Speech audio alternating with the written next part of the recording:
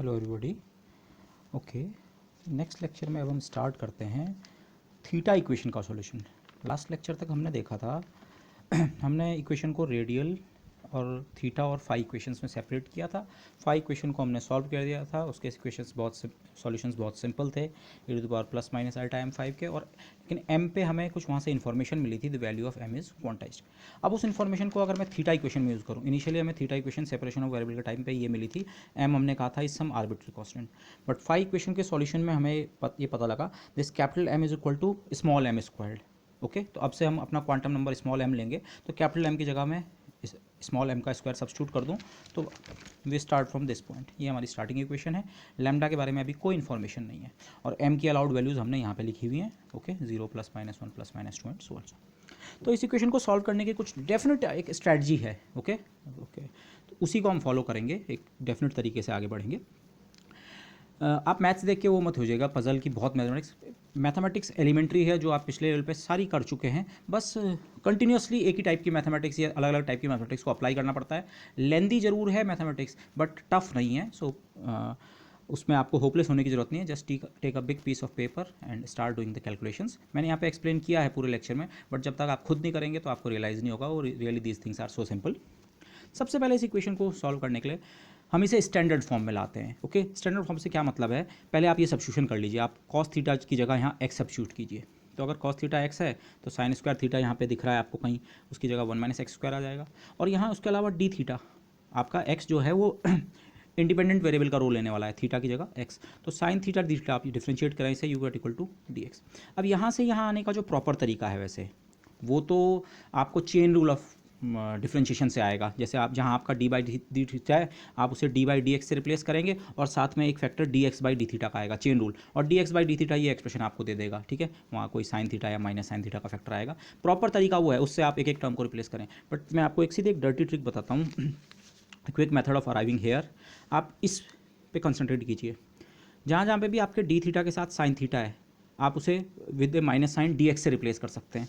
तो आप इस इक्वेशन को देखिए, d और नीचे आप ये सोचिए साइन थीटा डी थीटा एक ही टर्म है। Again this is a trick, this is not how mathematics works, but in this case it works.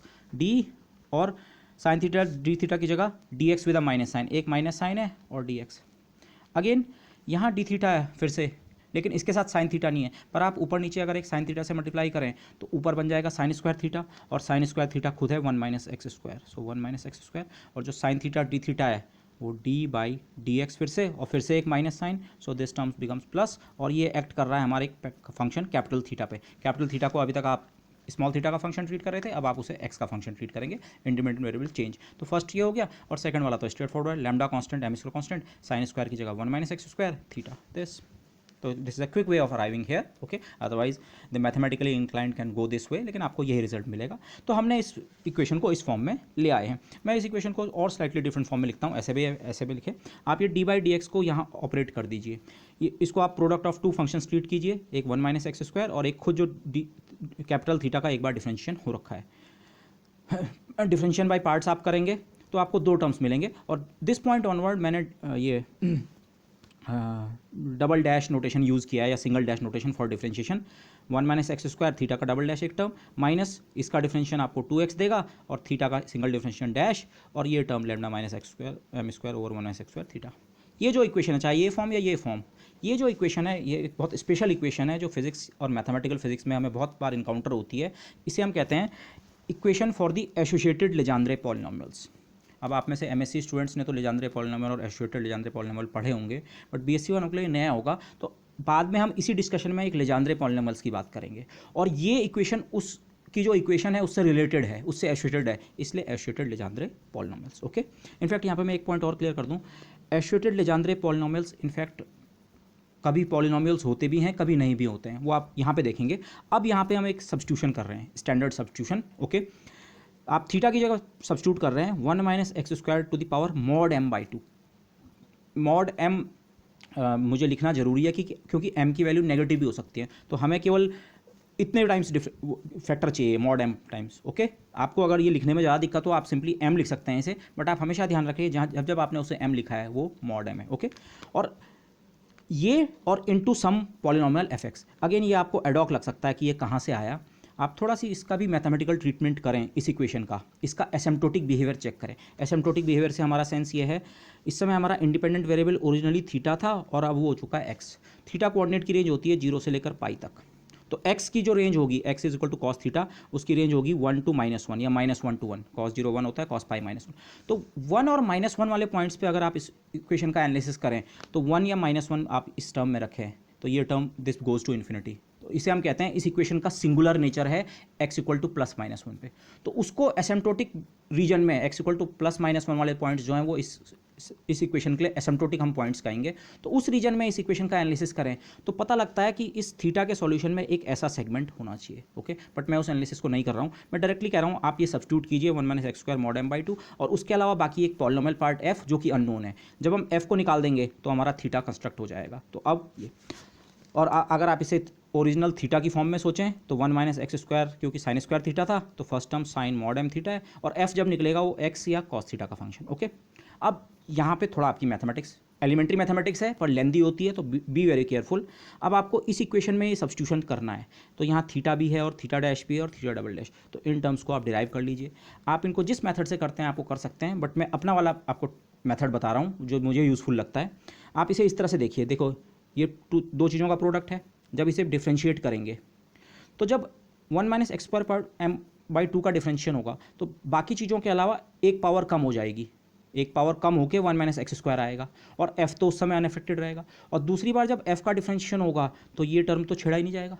तो कुल मिला के 1 - x² की mod m/2 - 1 पावर्स जो दो नए टर्म आने वाले हैं दोनों में जनरेट होंगी। तो मैं उसको पहले ही कॉमन लिख देता हूँ। Okay, if you are not comfortable with this आप पहले दोनों टर्म्स लिखिए फिर इतना कॉमन लीजिए, पर मैं ये सीधे कर सकता हूँ और आपको भी प्रैक्टिस हो जानी चाहिए। तो थीटा डैश आपने लिखा, 1 - x² mod m/2 - 1 पावर्स बाहर। अब डिफ्रेंशिएशन करते हैं, चलिए इसका जब आपने डिफ्रेंशिएशन किया होगा तो mod m/2 n x⁻n-1 वो सारी पावर्स में बाहर कॉमन में पहले ही लिख चुका हूँ। और उसके अलावा फिर 1 - x² का डिफ्रेंशिएशन होगा -2x और f ऐसे का ऐसी। और दूसरी बार जब आप डिफ्रेंशिएट करेंगे f का डिफ्रेंशिएशन f डैश, लेकिन अब की बार ये पूरा फैक्टर अनअफेक्टेड रहा तो इसकी इतनी पावर्स तो हमने बाहर लिख दी, इसकी एक पावर अंदर रिटेन मैंने कर दी। Okay, so this is way. तो इसको मैंने थोड़ा रीअरेंज करके लिखा, ये टर्म मैंने पहले लिखा। मैं हमेशा टर्म्स को इस तरह से लिखने की कोशिश करूँगा कि f का जो हाईएस्ट ऑर्डर डेरिवेटिव है वो सबसे पहले, फिर नेक्स्ट ऑर्डर उससे लोअर वाला एंड देन सिंपली f। तो यहाँ हाईएस्ट ऑर्डर डेरिवेटिव अभी तक f डैश है और ये f, तो f डैश वाला टर्म ये है और दूसरे वाले टर्म में 2 कैंसिल हो गया तो simply it comes out to be like this. अब मैंने इनको यहाँ पे इस पार्ट को रेड अंडरलाइन किया और इसको ब्लैक, ये अगले वाले उसके लिए, क्योंकि अभी हमें थीटा डबल डैश भी निकालना है। थीटा डबल डैश में भी मैं यही स्ट्रेटजी अडॉप्ट कर रहा हूँ। ये फर्स्ट फंक्शन है रेड और ये पूरा मेरा सेकंड फंक्शन है। तो जब मैं डिफ्रेंशिएट करूँगा जब खुद इसका डिफ्रेंशिएशन होगा इसकी एक पावर और कम हो जाएगी, और जब इसका डिफ्रेंशिएशन नहीं हो रहा होगा तब तो ये पूरा का पूरा आएगा। तो इन एनी केस इस टर्म की mod m/2 - 2 पावर्स तो आपको हमेशा जनरेट होनी है, तो उन्हें मैंने पहले ही बाहर लिख दिया। अब बाकी टर्म्स को जरा केयरफुली देखिए आप किस तरह से जनरेट हुए हैं। पहले डिफ्रेंशिएशन मैंने इसी का किया, फर्स्ट फंक्शन, इसका डिफ्रेंशिएशन करेंगे mod m/2 - 1 पावर में है, नीचे आ गया n x⁻n-1 ये टर्म और खुद -x² का डिफरेंशियल -2x। ओके, इस समय ये पूरा पार्ट कांस्टेंट की तरह ट्रीट हुआ। ये कर्ली ब्रैकेट्स के अंदर मैंने उसे ही लिखा हुआ है, दिस। अभी आप ये जो अंडरलाइन और ये कर रखा है इसे भूल जाइए, ये पूरा part.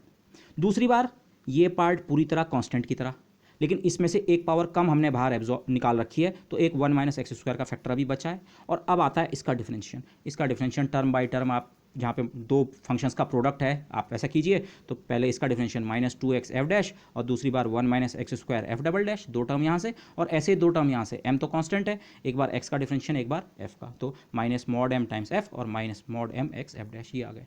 So be careful about brackets and all this thing and work on a bigger page this. अब इसको पहले इसी को रीअरेंज करें। रीअरेंजमेंट से मेरा मतलब है क्योंकि यहाँ अब f डैश के टर्म आपको दो जगह से मिले हैं जैसे, और f का टर्म भी 2 या 3 जगह से मिला होगा, तो उनको कलेक्ट कर लें पहले इसी एक्सप्रेशन में। ये मैंने बाहर की पावर नहीं छेड़ी। f डबल डैश का टर्म केवल एक जगह से मिल रहा है, ये वाला। अब मैंने जो अंडरलाइन किया था ये एक्चुअली इसी वो किया है, क्योंकि बहुत सारे जब टर्म्स होते हैं तो नेक्स्ट लाइन में लिखते हुए कभी कभी वो टर्म्स मिस हो जाते हैं, उनमें से कोई एक कॉपी नहीं हो पाता है या कोई 2 बार कॉपी होता है। तो the way I work is, सबसे पहले मैंने f डबल डैश के टर्म ढूंढे। f डबल डैश का केवल एक टर्म था, तो मैंने उसे यहाँ अंडरलाइन कर दिया और उसे इमीडिएटली यहाँ नोट कर लिया। ओके, और यहाँ भी उसे उसी तरह के सिंगल अंडरलाइन। तो ये अंडरलाइन केवल मुझे ये बताने के लिए मैं इस टर्म को लिख चुका हूँ। ओके। एफ डबल डैश का एकमात्र टर्म ये रहा, इसमें 1 माइनस एक्स स्क्वायर यहाँ से था और एक 1 माइनस एक्स स्क्वायर बाहर भी था, तो ये 1 माइनस एक्स स्क्वायर ओवरऑल जितनी पावर्स बाहर हैं वो तो हैं ही, लेकिन 1 माइनस एक्स स्क्वायर का स्क्वायर एफ डबल डैश से मल्टीप्लाइड है। अब इसके बाद मैंने एफ डैश लिखा, एफ डैश के टर्म्स को मैं देखने लगा, F dash 1 minus x square और भी कोफिशिएंट है लेकिन 1 माइनस एक्स स्क्वायर, और ये एफ डैश ये भी 1 माइनस एक्स स्क्वायर के साथ, और ये एफ डैश ये भी बाहर से 1 माइनस एक्स स्क्वायर के साथ मल्टीप्लाइड। तो एफ डैश के साथ 1 माइनस एक्स स्क्वायर एक साथ कॉमन ले लिया और बाकी कोफिशिएंट्स को कलेक्ट करता गया, और एफ डैश वाले सारे टर्म्स को मैंने डबल रेड लाइन से अंडरलाइन किया है। एफ डैश ये वाला F dash 1 minus x square हो चुका है, बाकी इसका कोफिशिएंट आप इस और इस टर्म को मल्टीप्लाई करें, यहाँ एलसीएम लेके मॉड एम माइनस 2 से 2 कैंसिल इंटू माइनस एक्स, ये वाला टर्म हो गया। दूसरा एफ डैश का टर्म ये f dash 1 minus x square लिख चुके हैं माइनस टू एक्स, और last term f dash 1 minus x square लिख चुके हैं minus mod m x minus, तो एफ डैश का टोटल कलेक्शन हो गया। लास्ट में इसी तरह से आप एफ का कलेक्शन कीजिए। एफ के लिए मैंने अलग ये विगली सिंबल यूज़ किया था, एफ यहाँ से आया, जितना भी उसका कोफिशिएंट है वो यहाँ लिखा है, और उसके अलावा एफ मुझे केवल यहाँ से मिल रहा है, 2 जगह से मिल रहा है एफ, जो भी उनके कोफिशिएंट थे वो मैंने कलेक्ट कर दिए। You do it for your self, okay, ये हो गया। यस, तो थीटा डबल डैश को मैंने एक स्लाइटली एलिगेंट फॉर्म में, आप और भी आगे बढ़ सकते हैं पर उसकी जरूरत नहीं है, ये हो गया। ओके, अच्छा, अब ये हमने सारा काम किया था इक्वेशन में सब्स्टिट्यूट करने के लिए, तो अब ये सारों को इक्वेशन में सब्स्टिट्यूट करने की बारी आती है। तो काम कोई बहुत ज़्यादा नहीं बढ़ने वाला है, उसका रीज़न ये है, थीटा डबल डैश का फैक्टर एक 1 माइनस एक्स स्क्वायर से और मल्टीप्लाई हो रहा है इक्वेशन में, theta double dash 1 minus x square से मल्टीप्लाइड है। तो जब यहाँ आप इस थीटा डबल डैश को 1 माइनस एक्स स्क्वायर से मल्टीप्लाई करेंगे तो ये पावर फिर से एक इंक्रीज हो जाएगी, मॉड एम बाई 2 माइनस 2 से मॉड एम बाई 2 माइनस 1। तो ये फर्स्ट टर्म ये इक्वेशन में मैंने सब्स्टिट्यूशन किया, मैं ये इसी ब्रैकेट को मैंने यहाँ रिपीट किया होगा थोड़ा सी ओपन करके, लेकिन पहला term 1 minus x square mod m by 2 minus 1, और ये terms 1 minus x square whole square f double dash. F dash के कोफिशिएंट में थोड़ा सिंप्लीफिकेशन की गुंजाइश रही होगी शायद, हाँ, यहाँ माइनस ये प्लस 2x और माइनस 2x एक्चुअली कैंसिल हो गए थे ये टर्म, तो यहाँ भी केवल एक टर्म बचा और इसको मैंने एक्सपैंड करके लिखा and so on. Okay, in fact यहाँ मैं एक सिंप्लीफिकेशन भूल गया था, लेकिन अभी हमें इसे आगे ले जाना है। मैं इन दोनों टर्म्स को एक ही में वो कर सकता था, ये -2 टाइम्स वही वैल्यू है, ये +1 टाइम्स वही टर्म है, तो एक ही में ला सकता था, बट वो अच्छा, हाँ, एक चीज़ यहाँ पे पहली बार आई होगी शायद, अभी तक मेरे पास मॉड एम आ रहा था, मॉड एम मैंने इसलिए लिया था, एम कैन बी नेगेटिव, वो हमें फाई इक्वेशन से इन्फॉर्मेशन मिली थी, लेकिन अब यहाँ मेरे पे ऐसा मल्टीप्लिकेशन आया होगा मॉड एम स्क्वायर, पर मॉड एम स्क्वायर को आपको मॉड एम का ही स्क्वायर लिखने की जरूरत नहीं है, आप उसे सिंपली एम स्क्वायर लिख सकते हैं। एम कोई कॉम्प्लेक्स क्वांटिटी नहीं है, ज़्यादा से ज़्यादा नेगेटिव हो सकती है, तो नेगेटिव को अवॉइड करने के लिए तो मॉड एम, लेकिन जब आप स्क्वायर के लेवल पे गए तो ऑटोमेटिकली वो स्क्वायर तो पॉजिटिव ही होगा, so you needn't write it as mod m. Okay, तो यहाँ पे इसीलिए मैंने अंडरलाइन किया था। उसी तरह से मैंने यहाँ कलेक्शन करने के लिए अगले स्टेज के लिए यहाँ टर्म्स को अंडरलाइन कर रखा है दिस। अच्छा, अभी लेकिन इक्वेशन पूरी नहीं हुई, इक्वेशन का सेकंड टर्म है थीटा डैश है, लेकिन वो -2x से मल्टीप्लाई होके आएगा। थीटा डैश ये रहा, थीटा डैश, ये टर्म ऐसे ही लिखा, -2x सीधे ये अंदर के टर्म से मल्टीप्लाई कर देते हैं।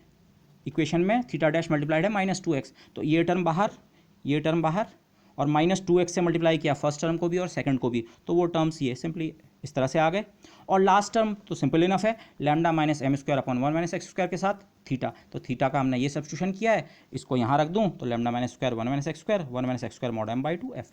अब आप देखिए हुआ क्या है, 1 माइनस एक्स स्क्वायर की बहुत सारी powers, in fact mod m by 2 minus 1 powers हर टर्म में मौजूद हैं, इन दोनों में ये बाहर दिख रही हैं, और यहाँ बल्कि एक एक्स्ट्रा पावर है, मॉड एम बाई 2 माइनस 1 नहीं है, सिंपली मॉड एम बाई 2, तो एक पावर एक्स्ट्रा है। तो इतनी पावर्स आप कॉमन लेके, क्योंकि राइट हैंड साइड में 0 है, आप उसे राइट हैंड साइड में सेंड करके उन्हें ख़त्म कर सकते हैं, तो आपका जो एक्सप्रेशन है the equation becomes even simpler. तो अब मैं कोफिशिएंट्स को भी कलेक्ट कर रहा हूँ। अब देखिए इस लेवल पे आके एफ डैश वाले टर्म कई जगह से मिलेंगे, एफ वाला टर्म कई जगह से मिलेगा, तो if you carefully collect them, अब मैं इसे नहीं बोलता हूँ, आप लोग खुद इसे कीजिएगा, if you carefully collect them तो आपको ये मिलेगा। ओके, 1 माइनस एक्स स्क्वायर का होल स्क्वायर है। ओके, बाहर की ओवरऑल पावर्स तो खत्म हो गई, पर एफ डबल डैश खुद 1 माइनस एक्स स्क्वायर के स्क्वायर से मल्टीप्लाइड था ब्रैकेट के अंदर भी, तो ये एंड दिस थिंग। आप इसे मसाज कीजिए, इसके एक्सप्रेशंस को प्रॉपर्ली अगर आप अरेंज करें, तो लास्ट में मैं केवल ये एफ वाले टर्म पे दिलाना चाहूँगा ध्यान। लास्ट में आपको देखो एफ डबल डैश के साथ 1 माइनस एक्स स्क्वायर का स्क्वायर है, एफ डैश के टर्म के साथ भी ओवरऑल 1 माइनस एक्स स्क्वायर का फैक्टर होगा, लेकिन ये जो लास्ट वाला एफ वाला टर्म है इसके साथ डायरेक्टली ऐसा नहीं दिखेगा, लेकिन इन टर्म्स को आप प्रॉपर्ली अरेंज करें पेयर वाइज, इन दोनों टर्म्स में एम स्क्वायर कॉमन लें तो x square minus 1 minus x square नहीं है पर x square minus 1 minus sine, इन दोनों टर्म्स को भी कॉमन लें, मॉड एम इनमें एक्स स्क्वायर माइनस 1, और यहाँ तो 1 माइनस एक्स स्क्वायर है ही, तो 1 माइनस एक्स स्क्वायर इस एफ के टर्म में भी एक मौजूद है, तो ओवरऑल इक्वेशन से एक और 1 माइनस एक्स स्क्वायर कॉमन आएगा, और लास्ट में फिर केवल यहाँ 1 माइनस एक्स स्क्वायर का एक फैक्टर बचा एफ डबल डैश, माइनस यहाँ 2x f dash mod m plus 1 और लास्ट एफ वाला term lambda minus m square minus mod m is equal to 0। ये हमारे लिए अब इंपॉर्टेंट इक्वेशन होगी। हमें इस इक्वेशन को सॉल्व करना है। मैंने जो स्ट्रेटजी की, थीटा को मैंने some asymptotic behaviour plus into f, और एफ कहाँ से निकलेगा, इस इक्वेशन को सॉल्व करके। ओके, इस टर्म को आप ऐसे भी लिख सकते हैं, हो सकता है कहीं आगे हमें हेल्प करे। इन दोनों टर्म्स में आप मॉड एम कॉमन ले लें तो एम स्क्वायर होता है mod m into mod m, so this can also be written as this. अच्छा, और यहीं से एक चीज़ नोट करें, अभी हम इसकी बात डिटेल में करने वाले हैं। अगर मैं m इक्वल टू 0 रखूँ इसमें, ठीक है, m इक्वल टू 0 तो मॉड m भी 0, तो उस केस में जो हमें इक्वेशन मिलती है, उस केस में इक्वेशन क्या मिलेगी, 1 minus x square f double dash minus 2x f dash, और ये टर्म 1 के बराबर, तो simply minus 2x f dash, और लास्ट टर्म केवल लैम्डा होगा, lambda times f equal to 0। वो एक बहुत स्पेशल इक्वेशन है जो कि बेसिकली लेजेंड्रे डिफरेंशियल इक्वेशन है, एसोसिएटेड नहीं, simply Legendre differential equation. Okay, तो अब आगे बढ़ने के मैं आपको दो मेथड्स दूंगा, इनफैक्ट आपको जो सूट करे, जहाँ से आपको समझ आ सके, जिसको आप अच्छा अडेप्ट कर सकें, आप उससे समझ लीजिए। मेथड ये है, मैंने पहले मेथड में क्या कर रहा हूँ, ये एक्चुअली एक साइड नोट है, हम एक इस इक्वेशन की एक प्रॉपर्टी ऑब्जर्व कर रहे हैं। ये एफ पॉलिनोमियल रियली बड़ा इंटरेस्टिंग पॉलिनोमियल है। ये जो इक्वेशन आई, एफ इस इक्वेशन को ओबे करता है। अब मैंने क्या किया, एक कोई दूसरा वेरिएबल टी लिया जो एफ की ही तरह की इक्वेशन को ओबे करता है, 1 minus x square 1 minus x square, F की जगह टी का double dash minus 2x T dash. बस मैंने एक चेंज किया है, ये इक्वेशन में जो m था मॉड m, उसकी जगह इस t की इक्वेशन में मैंने मॉड m माइनस 1 लिया है। ओके, यहाँ पे मॉड m था, मॉड m माइनस 1, और यहाँ भी ये जो कॉमन वाली फॉर्म में आप देखें, फर्स्ट टर्म मॉड m की जगह मॉड m माइनस 1 और सेकंड टर्म इसकी जगह सिंपली मॉड m आ जाएगा दिस। ये इक्वेशन मैंने कहाँ से लिखी, जस्ट मैंने ये किया, मैंने कहा इस इक्वेशन को रिपीट करता हूँ, वेरिएबल को नया नाम दे दिया t, तो t double dash t dash और टी हो गया। लेकिन this equation has been written for the case when m has been replaced by m minus 1। Okay, mod m has been replaced by mod m minus 1, let me say it this way. अच्छा, ये okay, just one equation. अब मैंने equation लिखी क्यों, उसको आप देखते हैं। मैं इस इक्वेशन को अगर x के रेस्पेक्ट में फिर से डिफ्रेंशिएट करूँ, तो आप ये फर्स्ट टर्म दो चीज़ों का प्रोडक्ट है, तो यहाँ आपको दो टर्म्स मिलेंगे, 1 माइनस एक्स स्क्वायर और टी का ट्रिपल डैश, और minus 2x T double dash, दो टर्म यहाँ से मिले। इसको डिफ्रेंशिएट करेंगे, ये तो मॉड m है, सिंपली वो कांस्टेंट है, वहाँ से कुछ नहीं मिलेगा, लेकिन यहाँ से आपको दो टर्म जनरेट होंगे, एक बार t का डिफ्रेंशिएशन वो ये टर्म, और एक बार x का डिफ्रेंशिएशन ये दो टर्म, मॉड m बाहर से कम, और लास्ट टर्म में सिंपली t का डैश हो जाएगा, ये सब तो कांस्टेंट है दिस। अब आप फिर से देखिए, यहाँ टी डबल डैश भी आ गया, टी ट्रिपल डैश भी है, टी डैश दो जगह से है, इन टर्म्स को आप कलेक्ट करें तो लास्ट में आपको ये मिलता है। अब इस इक्वेशन में टी कहीं नहीं बचा, टी का मिनिमम डेरिवेटिव फर्स्ट डेरिवेटिव वाला है टी, ओके, वन डेरिवेटिव। तो आप इस इक्वेशन को अगर वो करें, रीअरेंज करें, तो 1 minus x square t double dash और this t double dash t triple dash, sorry, t double dash t dash, ये बनी इक्वेशन। अब फिर से मैंने इसे और सिंप्लीफाई किया, कुछ टर्म सिंप्लीफाई हुए होंगे लिस्ट। अब अगर आप टी डैश को स्मॉल एफ लिखें, ये स्मॉल एफ मैं एक रीज़न से लिख रहा हूँ, माना अब टी डैश, टी जो मैंने ऐसी वेरिएबल कुछ इंट्रोड्यूस किया था, उसके फर्स्ट डिफरेंशिएशन को मैं एफ से डिनोट करूँ, तो खुद जो टी ट्रिपल डैश था वो क्या हो जाएगा, एफ का डबल डैश। ओके, और जो t का डबल डैश है वो हो जाएगा f का सिंगल डैश। ये है, इस इक्वेशन को एक बार डिफरेंशिएट करो तो t double dash equal to f dash और t ट्रिपल डैश बराबर f डबल डैश। तो t ट्रिपल डैश की जगह मैंने f डैश लिखा, t डैश की जगह t डबल डैश की जगह f डैश लिखा, ओके, ट्रिपल की जगह डबल, डबल की जगह सिंगल, और सिंगल वाले की जगह सिंपली f। तो ये इक्वेशन ये आ गई।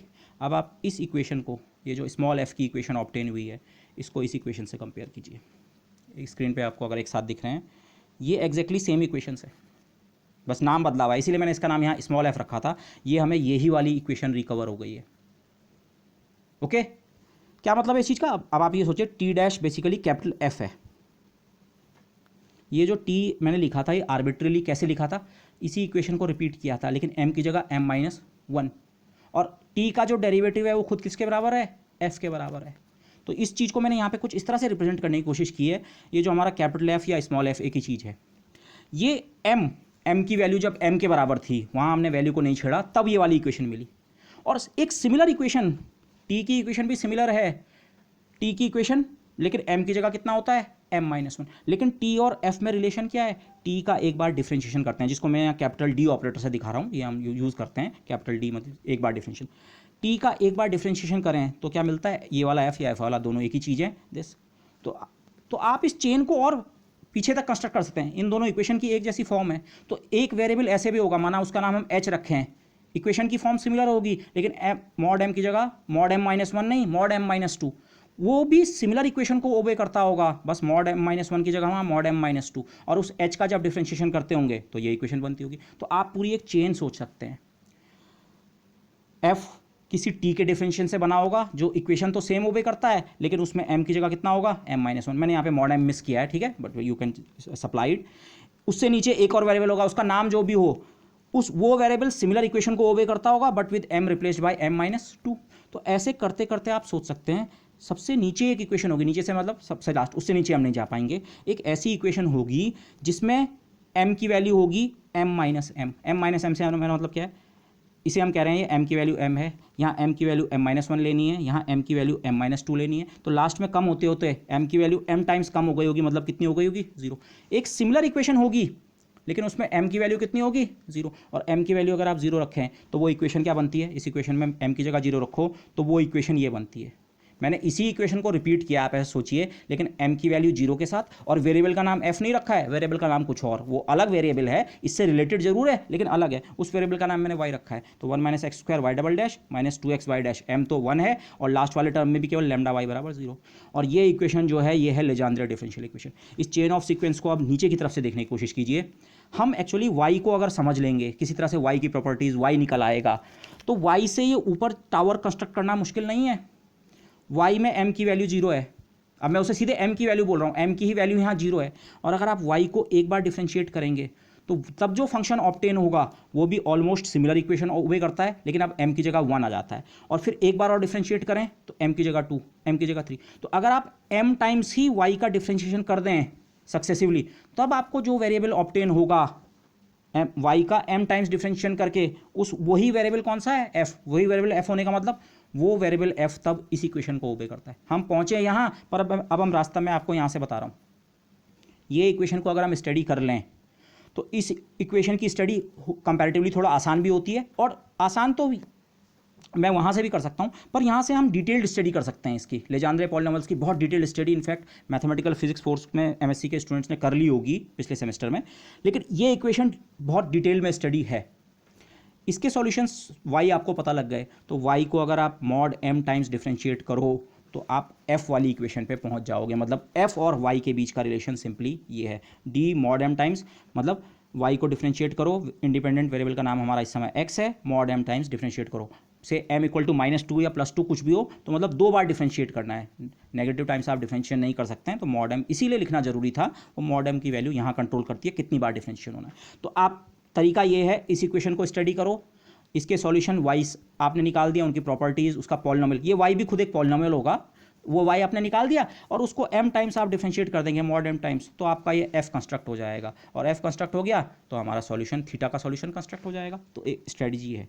इनफैक्ट मैं जो ये आपको मैंने टावर दिखाई, इस टावर को मैं आपको दूसरे तरीके से भी दिखा सकता हूँ, और उससे पहले मैंने यहाँ पे थीटा का कंप्लीट सॉल्यूशन लिखा है। हम ये सोचे, माना हमने y निकाल दिया, इस इक्वेशन को स्टडी कर लिया होगा, y निकाल लिया होगा, तो हमारा सॉल्यूशन था थीटा बराबर one minus x square mod m by two into F, लेकिन f खुद कितना है, y का मॉड m टाइम्स डिफरेंशिएशन, तो मेरा काम हो जाएगा। ओके लेकिन मैं आपको इसका रिवर्स वे में भी दिखाना चाह रहा हूँ, खासकर एमएससी के स्टूडेंट्स ने इसको इस तरह से देखा होगा। पहले वो लेजेंड्रे इक्वेशन स्टडी करते हैं, और लेजेंड्रे इक्वेशन से आप इस इक्वेशन पे कैसे अराइव करते हैं, ओके उसका तरीका के लिए आपको एक मेथड, एक वो आना चाहिए, आपने मैथमेटिक्स में पढ़ा होगा, जिसे हम लेबनिज फार्मूला कहते हैं for differentiation of product of two functions. Okay अच्छा, यहाँ पे एक पॉइंट और नोट करूँ, इसको मैं लेक्चर के लास्ट में भी करूँगा डिस्कस।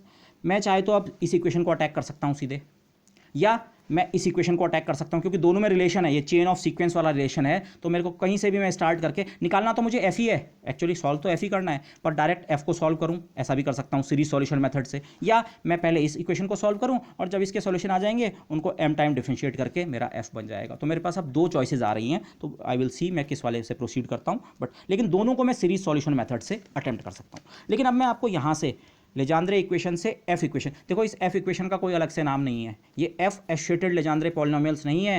एसोसिएटेड लेजेंड्रे पॉलिनोमियल तो जब एफ के साथ one minus x square mod m by two multiplied होता है, वो जो फंक्शन होता है उस फंक्शन की इक्वेशन को कहते हैं एसोसिएटेड लेजेंड्रे पॉलिनोमियल की इक्वेशन। ये एफ का कोई खास नाम नहीं है, मैं इसे इंटरमीडिएट पॉलिनोमियल कहूँगा। ओके एसोसिएटेड लेजेंड्रे और लेजेंड्रे इक्वेशन के बीच में ये कहीं लाई कर रहा है एफ। ओके तो अब थोड़ा सी लेबनिज रूल ऑफ मैथमेटिक्स देखें। आपके पास कई बार इस तरह का कोई चीज़ आपको इवेलुएट करनी होती है। डी मैं अगेन आपको स्पेसिफाई कर रहा हूँ, ये डिफरेंशियल इक्वेशंस में आपने यूज़ किया होगा। माना आपका इंडिपेंडेंट वेरिएबल का नाम x है, तो d का मतलब d by D x, d2 का मतलब d2 by D x to, 3 का मतलब 3 टाइम्स। ओके, तो ये नोटेशन था जो मैं पीछे से यूज़ कर रहा था। लेकिन आपको कहीं पे माना u और v दो फंक्शंस हैं, दोनों n टाइम्स डिफरेंशिएबल हैं, वैसे तो और भी ज़्यादा, लेकिन एटलीस्ट n टाइम्स वो डिफरेंशिएबल हैं दोनों इंडिविजुअली। तो अगर कहीं पे दोनों को मल्टीप्लाई करके उस मल्टीप्लिकेशन का n टाइम्स डिफरेंशिएशन करना हो, तो उसके लिए जो फॉर्मूला हम सीधे अप्लाई करते हैं उसे कहते हैं लेब्निज़ रूल। वैसे तो आप इसे ऐसे कर सकते हैं, पहले एक बार डिफरेंशिएशन करो, फिर जो टर्म्स आए उनका 2 बार करो, फिर 3 बार। जैसे आप एक बार डिफरेंशिएशन कैसे करते हैं by parts, u into v का डिफरेंशिएशन हो, पहले u का डिफरेंशिएशन होता है, v कांस्टेंट की तरह आता है, दूसरी बार u का डिफरेंशिएशन नहीं होता है, v का डिफरेंशिएशन होता है। लेकिन अगर ये 2 बार होता है या 3 बार, तो उसके लिए मैं आपको ये बाइनोमियल फार्मूला, एक्सपेंशन फार्मूला याद दिलाना चाहूँगा। एक बाइनोमियल फॉर्म हो a प्लस बी और उसको आपने n पावर्स अगर रेज किया हुआ है, n इज सम इंटीजर, तो इसका एक्सपेंशन ये होता है, जनरल फार्मूला जो है NC0, ठीक है। NC0 का मतलब factorial n over factorial 0 factorial n minus 0, NCR जो होता है। इसके बाद फर्स्ट टर्म में जो आता है, सारी की सारी n पावर्स a पे चली जाती है। मैं इसे इस तरह से कह रहा हूँ, आपको कुल a और b ने कुल मिला के n पावर्स शेयर करनी है। फर्स्ट टर्म का कोफिशिएंट NC0 और सारी की सारी n पावर्स आती हैं a के हिस्से, और b के पास एक भी पावर नहीं, b पावर 0। नेक्स्ट टर्म में इस 0 की जगह 1 हो जाता है, NC1।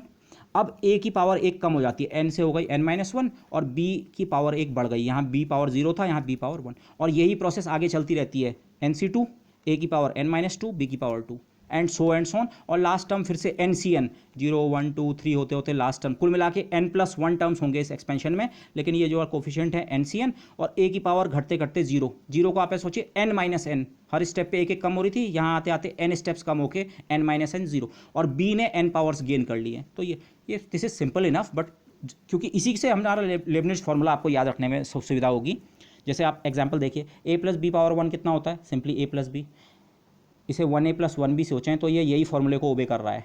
केवल ये टर्म आया और ये टर्म आया, और इस समय कोफिशिएंट्स की वैल्यू 1 और 1 है।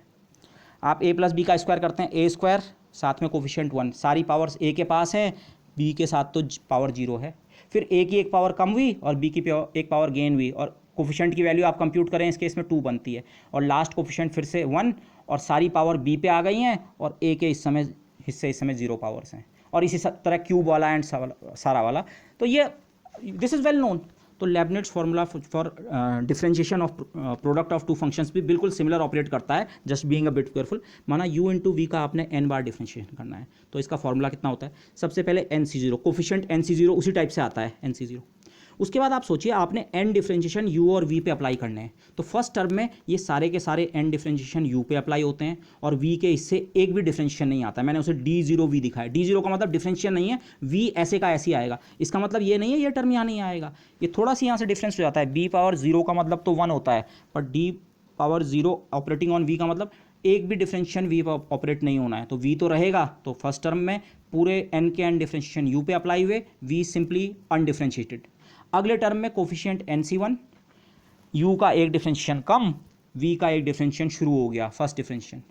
अगले टर्म में NC2, d के n-2 डिफरेंशिएशन 2 कम हो गए अब तक, v का 2 डिफरेंशिएशन, और लास्ट टर्म तक होते होते NCN, सारे के सारे डिफरेंशिएशन v पे शिफ्ट हो गए, और u के हो जाएंगे 0 डिफरेंशिएशन। होपफुली आप में से कई लोग इसे जानते होंगे, but still I try to remind, क्योंकि इस समय लॉकडाउन में आपके पास रिसोर्सेज नहीं होंगे, तो आपके पास मैथमेटिक्स की अगर पुरानी किताब नहीं है तो आप इसे सर्च नहीं कर पाएंगे, इसलिए मैंने जस्ट रिमाइंड कराने के लिए यहाँ पे किया दिस। तो ये मैंने क्यों किया, लेकिन लेबनिज़ फार्मूला, ये मेरी जो y की इक्वेशन थी, लेजेंड्रे इक्वेशन से स्टार्ट कर रहा हूँ मैं, और f की इक्वेशन को उसके साथ कनेक्ट करने की कोशिश कर रहा हूँ। ये हमारी लेजेंड्रे इक्वेशन है, इसकी स्टडी बाकी है, पर ये इक्वेशन है हमारे पास। इसको अगर आप मॉड m टाइम्स डिफरेंशिएट करें, अगर मैं आपको कहूँगा मॉड m से कंफ्यूज ना करें, आपको दिक्कत हो रही है, आप सिंपली m रख के काम कीजिए, पर आप ये ध्यान रखिएगा आगे कि m को हमने पॉजिटिव ही लेना है, ठीक है, नेगेटिव भी होगा तो उसका मॉड लेके पॉजिटिव। तो यहाँ लेबनिज़ रूल इस टर्म पे भी अप्लाई करने का मौका है, जब मैं कहता हूँ इस इक्वेशन को m टाइम्स डिफरेंशिएट करना है, मतलब इसके फर्स्ट टर्म को भी m टाइम्स, और सेकंड को भी, और थर्ड को भी। अब फर्स्ट टर्म खुद दो चीज़ों का प्रोडक्ट है, first function 1 - x², second function में खुद y का 2 बार डिफरेंशिएशन हो रखा है, बट वो सेकंड टर्म है कुल मिला के। लेकिन यहाँ फर्स्ट टर्म अगर आप y डबल डैश को ट्रीट करें इस फॉर्मूले के लिए, तो बड़ी सुविधा होती है। मैंने केवल फर्स्ट वाले टर्म का एक्सपेंशन लिखा है कि आप बाइनोमियली उसे इस लेबनिज़ फार्मूला से अगर उसके टर्म बाई टर्म लिखें तो क्या होता है। y डबल डैश को अगर आप फर्स्ट फंक्शन समझें तो किस तरह से हमारा डिफरेंशिएशन प्रोसीड करेगा, mod m C zero, n C zero की जगह मॉड एम सी जीरो, क्योंकि मॉड एम टाइम्स डिफरेंशिएशन कर रहे हैं। पहले टर्म में सारे के सारे मॉड एम डिफरेंशिएशन वाई पे अप्लाई हो जाएंगे, लेकिन वाई के तो दो डिफरेंशिएशन पहले से हैं, तो वाई के कुल डिफरेंशिएशन हो गए मॉड एम प्लस टू। फॉर्मूले ने केवल मॉड एम डिफरेंशिएशन किए से एलोकेट, लेकिन दो पहले से डिफरेंशिएटेड था दिस। और अब की बार 1 माइनस एक्स स्क्वायर का एक भी डिफरेंशिएशन नहीं, ओके, डी जीरो टाइप का। अगले टर्म में मॉड एम सी वन, इसके बाद तो मुझे सीधे कॉपी करना है, मॉड एम वन जीरो की जगह वन, इसका डिफरेंशिएशन एक कम हो जाएगा, ओके। टेक्निकली यहाँ से वो m माइनस वन डिफरेंशिएशन होंगे, लेकिन प्लस टू यहाँ से मिलेगा, तो वो m plus one differentiation y के। और यहाँ अब इस टर्म का एक बार डिफरेंशिएशन शुरू हो जाएगा, इसका एक बार डिफरेंशिएशन कितना होगा, -2x। अगला term mod m C two, इसकी डिफरेंशिएशन का नंबर एक और कम, मॉड डी एम वाई, और यहाँ इसका डिफरेंशिएशन -2। अब आप एडवांटेज देखिए क्यों मैंने इसको फर्स्ट फंक्शन और इसको सेकंड फंक्शन लिया था। इसके बाद का मैं जो टर्म लिखूंगा उसमें ये टर्म तो आएगा, लेकिन अब एक और डिफरेंशिएशन -2 का कितना होता है, 0। हायर टर्म सारे के सारे 0 हो गए। तो ये 1 माइनस एक्स स्क्वायर, क्योंकि ये x में एक पॉलिनोमियल था और मैक्सिमम पावर 2 थी, तो इसके मैक्सिमम डिफरेंशिएशन 2 ही बार हो सकते थे, नॉन जीरो। थर्ड बार डिफरेंशिएशन करना शुरू करेंगे तो 0 मिलना शुरू हो जाएगा। एक भी बार डिफरेंशिएशन नहीं किया, एक बार किया, 2 बार, तीसरा, चौथा, पांचवा, जितनी बार और डिफरेंशिएशन रहे होंगे आपको 0 मिलेगा। यही ट्रिक आप इस पे कीजिए, मैंने ब्रैकेट खाली छोड़ रखा है, ये आप खुद कीजिए। अगेन y डैश को फर्स्ट फंक्शन ट्रीट करो, x को सेकंड। यहाँ तो आपको दो ही टर्म मिलेंगे, x तो एक डिफरेंशिएशन के बाद ही खत्म हो जाएगा, तो एक बार खुद आएगा, एक बार उसका डिफरेंशिएशन 1, उसके बाद खत्म हो जाएगा, दो टर्म्स। और लास्ट वाले लैम्डा तो कांस्टेंट है और m टाइम्स आपने डिफरेंशिएट किया तो dmy। अब आप अगेन यहाँ ये सब्स्टिट्यूशन कीजिए, y के मॉड m डिफरेंशिएशन को आप f कहिए। आप इस f को पुराना f मत समझो, आप यहाँ पे मुझे कोई और नाम देना चाहिए था, पर अब मैंने f लिख दिया तो मैं काटता नहीं हूँ, पर आप माना कुछ भी, आपने g नाम दिया इसे, y के m डिफरेंशिएशन का नाम g दिया, तो एक और डिफरेंशिएशन अगर दोनों साइड करूँ तो ये तो बनेगा f का f डैश, और यहाँ एक डिफरेंशिएशन एक बढ़ जाएगा, मतलब y के m+1 जो डिफरेंशिएशन होंगे उनको फिर हम क्या लिखेंगे, f डैश। y के यहाँ m डिफरेंशिएशन वाला टर्म भी है और m+1 वाला भी है और एक m+2 वाला भी है, तो सिमिलरली y के m+2 डिफरेंशिएशन को हम क्या लिखेंगे, f डबल डैश, या मैं आपको कह रहा हूँ आप g डबल डैश लिखें, तो ये g हो जाएगा और ये g डैश हो जाएगा और ये g डबल डैश। तो अब आप यहाँ से टर्म्स कलेक्ट कीजिए और d applied m times y को आप लिखिए g, m+1 टाइम्स y के डिफरेंशिएशन को g डैश और m+2 टाइम्स y के डिफरेंशिएशन को g डबल डैश लिखें और सब कुछ आप कलेक्ट करके लाएं, तो आपको जो इक्वेशन मिलेगी वो मिलेगी 1 minus x square g double dash -2x g dash mod m+1 और plus f lambda minus m square minus mod m equal to 0। इस इक्वेशन में मॉड m कहीं नहीं था, m स्क्वायर कहीं नहीं थे। ये डिफरेंशिएशन जब आपने किया, ये जो कोफिशिएंट्स हैं ये m-1 वगैरह लेके आएंगे, तो लास्ट में इक्वेशन ये बनेगी। और ये एग्जैक्टली वो जो कैपिटल F की इक्वेशन थी पिछले पेज पे, जिसको एक्चुअली हमें सॉल्व करना है, ये इक्वेशन बन जाएगी आपकी। तो इसीलिए मैंने इसे पहले ही F लिख दिया था, वो मेरे माइंड में पहले से ही मुझे पता था, तो लेकिन मुझे इस तरह से नहीं करना चाहिए था, g dash g double dash, तो g double dash g dash g dash, फिर आप कंपेयर कीजिए इसे, अरे ये तो F की इक्वेशन है, इसका मतलब इस इक्वेशन को अटैक करो। इसके सॉल्यूशन वगैरह स्टडी कर लिए, y निकल गया, y को m बार डिफरेंशिएट करो और वही तो हमारा f है। So this would be bottom to top approach. मैंने दोनों तरह की अप्रोच आपको दिखा दी, इस इक्वेशन का इस इक्वेशन से कनेक्शन पहले तरीके से, और यहाँ से स्टार्ट करें तो भी कनेक्शन, दोनों वे कनेक्शन है। और कनेक्शन ये है जिसको मैंने अब सर्किल अब जाके किया, ये है कनेक्शन, ओके। अच्छा, तो अब स्ट्रेटजी क्या है, मैं इस लेक्चर को यहीं पे टर्मिनेट करूँगा, एक्चुअल सॉल्यूशन अब नेक्स्ट उसमें आएगा। अभी तक जो हमने इस लेक्चर में किया, आपके पास थीटा इक्वेशन थी, सबसे पहले आपने चेंज ऑफ वेरिएबल किया, x equal to cos theta substitution किया, तो जो इंडिपेंडेंट वेरिएबल हो गया x और इक्वेशन भी x के टर्म में आ गई। उसके बाद हमने एक सब्स्टिट्यूशन किया, कैपिटल थीटा x को हमने कुछ इस तरह का सब्स्टिट्यूशन किया। अगेन मैं यहाँ पे रिमाइंड कराना चाहूँगा, ये सब्स्टिट्यूशन भी प्योरली एडहॉक नहीं है, लेकिन मैंने इसे डिस्कस नहीं किया है। हमारा एसिम्प्टोटिक बिहेवियर अगर हम इक्वेशन का चेक करें, एसिम्प्टोटिक बिहेवियर मतलब थीटा इक्वल टू 0 या पाई वाले पॉइंट्स या x के टर्म में +-1 वाले पॉइंट्स, वहाँ पे अगर हम इक्वेशन का बिहेवियर चेक करें तो हमें पता लगता है हमारे थीटा सॉल्यूशन में एक इस तरह का टर्म होना चाहिए। तो हमने कहा हमारा कंप्लीट सॉल्यूशन जो है ये पार्ट तो कैरी करेगा ही, और उसके अलावा बाकी जो अननोन है वो एक पॉलिनोमियल है जिसका नाम हमने f(x) घोषित किया है। f(x) के बारे में अभी हमें कुछ नहीं पता, लेकिन अब f(x) के बारे में इन्फॉर्मेशन कैसे पता लगेगी, ये जो हमने थीटा लिया इसे थीटा की इक्वेशन में सब्स्टिट्यूट करो, okay. After doing some amount of mathematics हमें f के लिए एक इक्वेशन मिली, ये उसमें f double dash f dash f dash वाले हुए हैं। उसे मैंने लिखा है equation for intermediate polynomial F x. F का कोई खास नाम नहीं है, इंटरमीडिएट एक पॉलिनोमियल है। ओके, अब यहाँ से मेरे पास एक्चुअली दो रास्ते हैं जो मैं आपको कह रहा था। मैं ऐसे भी कर सकता हूँ, मैं सीधे ये एफ की जो इक्वेशन है, एफ की डिफरेंशियल इक्वेशन ये है, मैं सीधे इसे सीरीज सॉल्यूशन मेथड से अटेम्प्ट कर सकता हूँ। ओके, इस मेथड से क्या होगा, मैं इमीडिएटली क्वांटाइजेशन पे पहुँच जाऊँगा। होगा क्या हमारा, मैं आपको रिजल्ट की हिंट दे दूँ। 5 इक्वेशन को सॉल्व करके हमारा m क्वांटम नंबर जनरेट हुआ था। इस इक्वेशन को सॉल्व करके हमारा l क्वांटम नंबर की जानकारी मिलेगी और साथ में l और m में क्या रिलेशन होता है वो भी मिलेगा। तो मैं अगर सीधे इस इक्वेशन को, f की इक्वेशन को सीरीज सॉल्यूशन मेथड से सॉल्व करने की कोशिश करूंगा, सीधे मैं क्वांटाइजेशन कंडीशन पे पहुंच जाऊंगा। लेकिन इस तरीके का एक थोड़ा डिसएडवांटेज ये है, यहाँ से वेव फंक्शंस उतने ट्रांसपेरेंट आपको नहीं मिलेंगे। ट्रांसपेरेंट से हमारा मतलब, क्योंकि यहाँ लेजेंड्रे पॉलिनोमियल से हम डायरेक्टली रिलेट नहीं कर पाएंगे अभी, तो लेजेंड्रे फिर वो इतने, मुझे ज़बरदस्ती बोलना पड़ेगा हाँ ऐसा होता है। दूसरा तरीका ये हो सकता है, क्योंकि हमने ये जो कनेक्शन देखा, मैं अगर इस इक्वेशन को सॉल्व कर दूं, और ये लेजेंड्रे डिफरेंशियल इक्वेशन कहलाएगी, इसको सॉल्व कर दूं तो इसके सॉल्यूशंस को मॉड m टाइम्स डिफरेंशिएट करके मेरा f बन जाएगा।